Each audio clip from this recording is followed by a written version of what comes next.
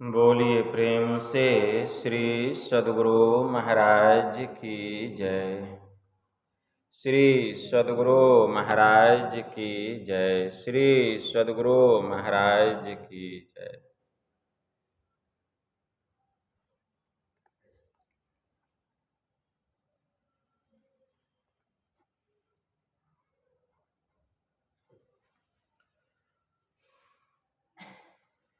नमामि अमित ज्ञान रूपं कृपालं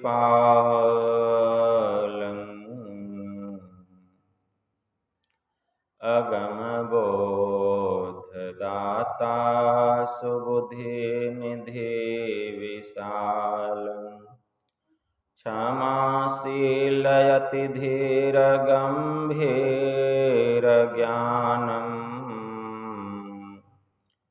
धर्मकील दृढ़ थीर समधीर ध्यान जगत त्राणकारी अघारी उदारम भगत प्राण रूपं दयागुण अपारं नमो सतगुरुम ज्ञानदाता सुस्वामी नमामि नमामि नमामि नमामि नमामि नमामि नमामि नमामि। महाराज सद्गुरु है राजन को राजा है जिनकी कृपा से सरे सर्व काजा भने में ही सोई परम गुरु नमामि नमामि नमामि नमामि नमामि नमामि नमामि नमामि नमामि। श्री सद्गुरु महाराज की जय। बात आज की नहीं, बहुत पुराने समय की बात है। उस समय हमारा भारत देश अंग्रेजों की गुलामी से जकड़ा हुआ था, अंग्रेजों के अधीन था। हम लोग गुलामी के जंजीर में जकड़े हुए थे। उसी समय हमारे देश में एक बड़े उच्च कोटि के महापुरुष हो गए। उनका नाम था श्यामाचरण लाहिड़ी। बड़े उच्च कोटि के महापुरुष थे श्यामाचरण लाहिड़ी। श्यामाचरण लाहिड़ी दानापुर में रेलवे कर्मचारी में कार्यरत थे। एक छावनी में वे कार्यरत थे। तभी उनका तबादला मतलब ट्रांसफर कहाँ हो गया? हिमाचल रानीखेत, वहाँ चले गए। एक दिन श्यामाचरण लाहिड़ी अपना दफ्तर बंद करके, ऑफिस बंद करके 4 बजे टहलने के लिए निकले। संध्या का समय था। जब टहल लिए तो अब मन में इच्छा हुआ कि अब वापस चलना चाहिए। वापस अब टहल के जाने वाले ही थे तभी अचानक उनको एक आवाज सुनाई दी, ऐ श्यामाचरण लाहिरी और आगे बढ़ो। उन्होंने देखा आगे कोई दिखाई नहीं दिया और आगे बढ़ते गए। फिर मन में हुआ कोई तो है नहीं, अब वापस जाना चाहिए। फिर आवाज सुनाई दी, ऐ श्यामाचरण और आगे बढ़ो, और आगे बढ़े। फिर भी कुछ दिखाई नहीं दिया। मन में हुआ अब वापस जाना चाहिए। फिर आवाज आए, ऐ श्यामाचरण लाहिरी और आगे बढ़ो। उस आवाज में बड़ा आकर्षण था। श्यामाचरण को वह आवाज जाना पहचाना जैसा लगा। जब आगे देखते हैं तो एक चट्टान पर एक गैरिक वस्त्रधारी महात्मा खड़े। जब समीप गए तो वे महात्मा जी कौन थे? उनका नाम था बाबा जी महाराज। बाबा जी महाराज श्यामाचरण को लेकर के कहाँ गए? एक गुफा में लेके गए। वह गुफा प्रकाशित था, प्रकाश हो रहा था उस गुफा में, और उसी गुफा में 3-4 महात्मा बैठकर ध्यान कर रहे थे, और एक जगह आसन खाली था। बाबा जी महाराज पूछते हैं कि इस आसनी को पहचानते हो? यह चूंटा को पहचानते हो?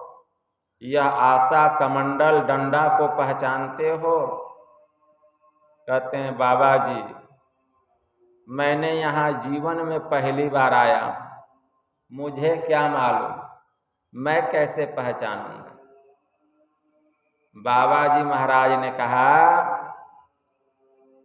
बेटा श्यामाचरण, महामाया ने तेरे आंखों के ऊपर में इतना बड़ा माया का पर्दा डाल दिया है कि तू अपने ही चीजों को भूल गया है। तू आंख बंद कर, अभी तुझे सब बात याद आ जाएगी। श्यामाचरण आंख बंद करते हैं। अब बाबा जी महाराज उनके माथे पर हाथ रखते हैं। बस क्या देखते हैं? श्यामाचरण की पूर्व जन्म में, इसके पहले के जन्म में बाबा जी महाराज मेरे गुरु हैं और मैं इनका शिष्य था, और इसी आसन पर बैठ के मैं ध्यान करता था। कब? आज से 40 वर्ष पहले। और यह चूंटा, ये डंडा, ये कमंडल, ये आशा, ये सब मेरा है। तुरंत हाथ हटा दिए बाबा जी महाराज, कि बेटा अब आंखें खोलो। आंख खोलते हैं श्यामाचरण। बाबा जी कहते हैं कुछ ख्याल आया? तुरंत श्यामाचरण लाहिरी बाबा जी महाराज के चरणों में गिर गए और कहें, बाबा आप मेरे गुरु हैं, मैं आपका शिष्य हूँ, और ये चूटा डंडा कमंडल आसनी सब मेरी है। आज से 40 वर्ष पहले मैं यहाँ बैठकर ध्यान करता था। कहा, वाह बेटा। और 6-7 दिनों तक वहीं रह गए श्यामाचरण लाहिरी। फिर भजन भेद उनको मिला, भजन भेद लिए गुरु महाराज से। गुरु महाराज कहते हैं कि बेटा तेरा ट्रांसफर ऐसे नहीं हुआ है, मैंने ही तेरा तबादला यहाँ करवाया। तू दानापुर में रहता था ना, और तेरा जन्म बंगाल के नदिया जिले के घुर्नी ग्राम में हुआ है।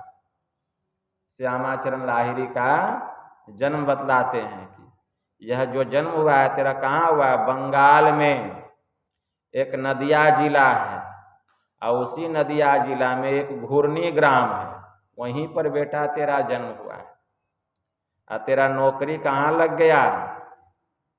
तू दानापुर आ गया, रेलवे में कर्मचारी है तू, और मैंने ही तेरा तबादला करके तुझे हिमाचल रानीखेत बुलाया है, और अब तू जब यहाँ से वापस जाएगा अपने दफ्तर में तो वहाँ पर खत मिलेगा फिर से वापस आने के लिए। अब तू यहाँ से सीधे वापस चला जाएगा। तुमको इसलिए यह जन्म मिला है बेटा कि पहले तू यहाँ से जाता था नगर की ओर, गांव की ओर, और भिक्षाटन करता था। और जो लोग तुझे देखते थे भिक्षाटन करते हुए तो गृहस्थ लोगों के मन में होता था कि ईश्वर का ध्यान भजन करना गृहस्थ लोगों के बस की बात नहीं है, यह तो किसी साधु सन्यासी का काम है। इसीलिए तुमको यह दूसरा जन्म मिला है कि बेटा जाओ गृहस्थ जीवन में रहकर ऐसी भक्ति करो, ऐसी भक्ति करो, और भक्ति करके उस परमात्मा का साक्षात्कार करो और दुनिया के लोगों को दिखलाओ कि गृहस्थ जीवन में रह करके भी ईश्वर की भक्ति करके हम ईश्वर को प्राप्त कर सकते हैं। इसीलिए बेटा अब तुम जाओ। जाना नहीं चाहते थे श्यामाचरण लाहिड़ी गुरु को छोड़ के, लेकिन गुरु की आज्ञा थी। श्यामाचरण लाहिड़ी कहते हैं गुरुदेव मैं आपको छोड़ के नहीं जा सकता। कहा बेटा जाना तो पड़ेगा। तो कहते हैं गुरुदेव तब मुझे एक वचन दीजिए कि जहाँ मैं आपको याद करूँगा आप मेरे सामने प्रकट हो जाएं।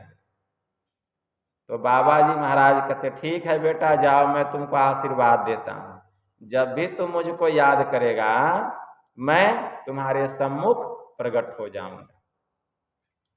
और जब श्यामाचरण लाहिड़ी आए अपने दफ्तर में तो देखते हैं कि वहाँ खत रखा हुआ है कि गलती से आपका तबादला हो गया था ट्रांसफर रानीखेत, आप सीधे दानापुर चले आइए। तुरंत वे दानापुर आ गए और यह बात अपने साथियों से उन्होंने कहा, यही सब बात कि ऐसा ऐसा मेरे साथ हुआ। तो उनके साथियों ने कहा अगर ऐसी बात है तो हमको भी अपने गुरु महाराज का दर्शन कराइए आप, हम लोग भी दर्शन करना चाहते हैं। कहें ठीक है करा देता हूँ।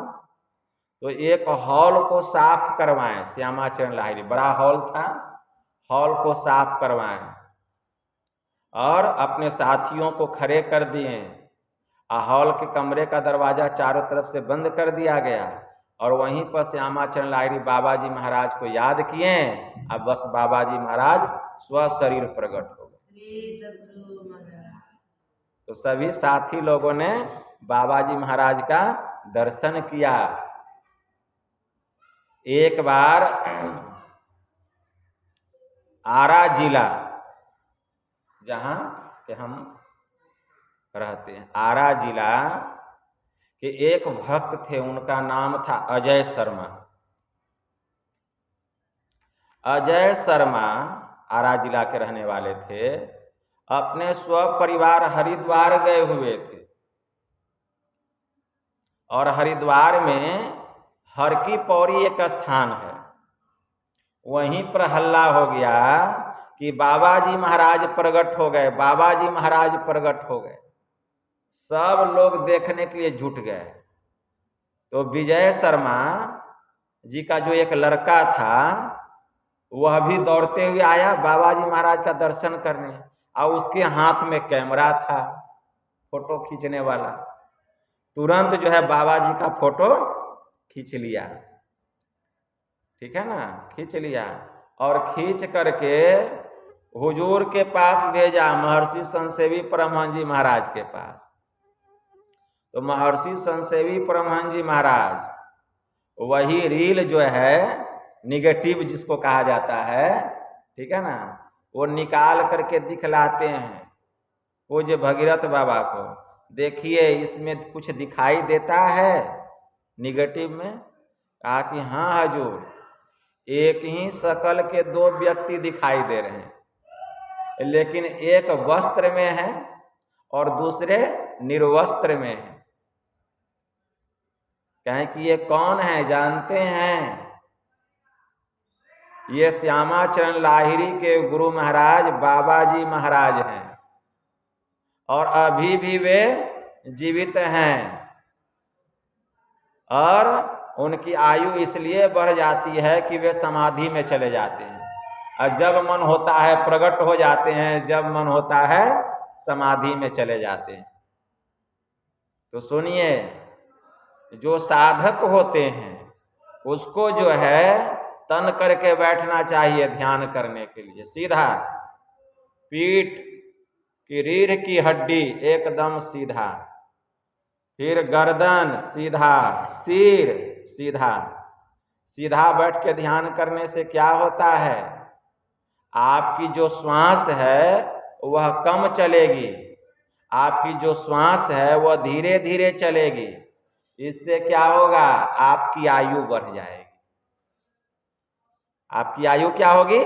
बढ़ जाएगी। सीधे बैठिएगा तो तन के बैठना है, रीढ़ की हड्डी, ये गर्दन, ये सिर को सीधा रख के बैठना है।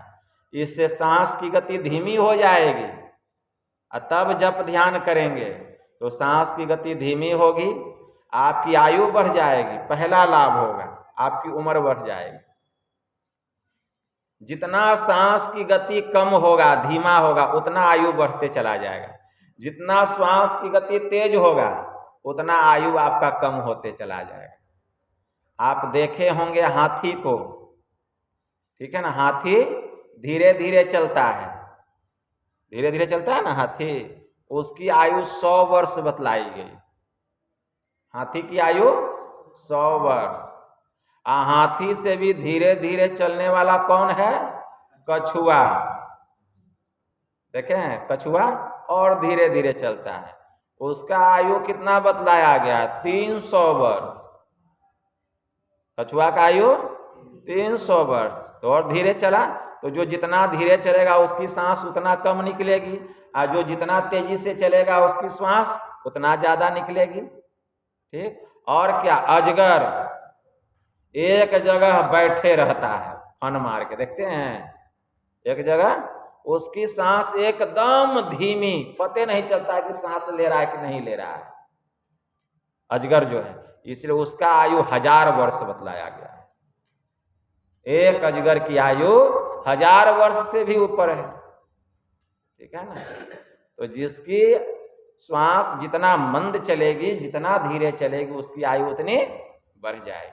तो आप अगर सीधे बैठेंगे, तन कर बैठेंगे, रीढ़ की हड्डी सीधी रहेगी, आपकी श्वास प्रश्वास की गति धीमी होते चली जाएगी और आपकी आयु स्वतः बढ़ती चली जाएगी। इस तरह से बैठ करके ध्यान करना चाहिए।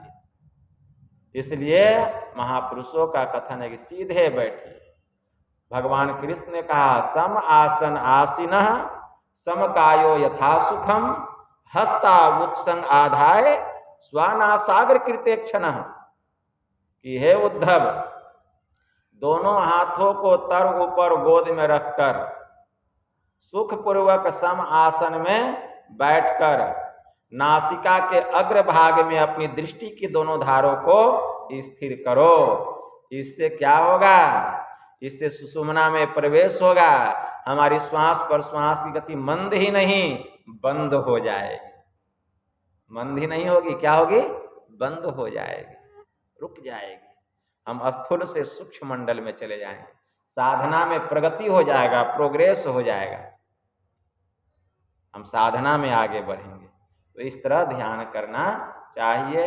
यही थोड़ा सा आप लोगों को हम सुना दिए।